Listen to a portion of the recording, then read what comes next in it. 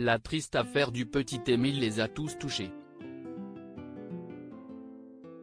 Secoués par la disparition du garçonnet de 2 ans début juillet, les habitants du hameau du Haut-Vernay ont passé un été difficile, entre une enquête qui piétine et l'attention constante des journalistes.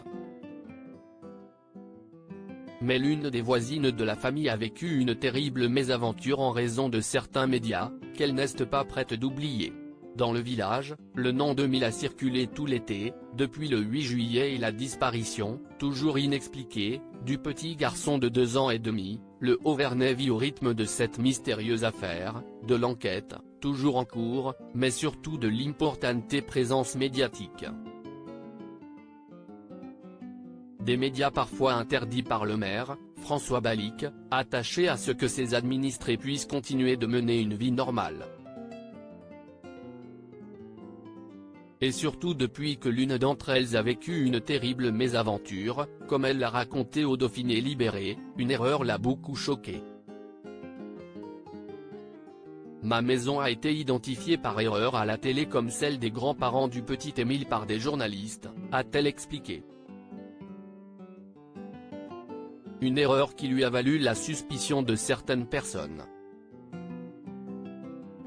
Alors qu'elle était absente.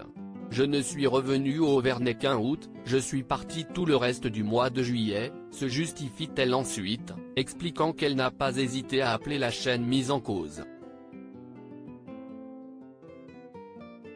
Une méprise qui, heureusement, ne lui a pas coûté grand-chose puisque l'erreur a été vite réparée. Mais qui aurait pu la placer sous le feu des interrogatoires. Le mystère toujours pas résolu. On imagine cependant que la voisine en question a bien croisé les enquêteurs, tous les habitants du hameau ont en effet été interrogés pour trouver celui, ou celle, qui aurait pu avoir un rapport avec le petit garçon si mystérieusement volatilisé. Les maisons et les véhicules ont également été fouillés, confirmant que les gendarmes ont désormais une théorie, celle de l'implication d'un adulte même si l'on ne sait pas s'il s'agit d'un enlèvement, d'un accident ou d'un homicide. Et surtout quel adulte. Si les voisins ont été soupçonnés, la famille du petit garçon a elle aussi fait partie des suspects. Ses parents, Colomban et Marie, longtemps restés très discrets et enfermés dans la maison familiale du Haut-Vernay, où ils avaient simplement déposé leur fils au début de l'été pour les vacances, ont notamment vu leur vie disséquée par les médias, dont leurs engagements politiques à l'extrême droite.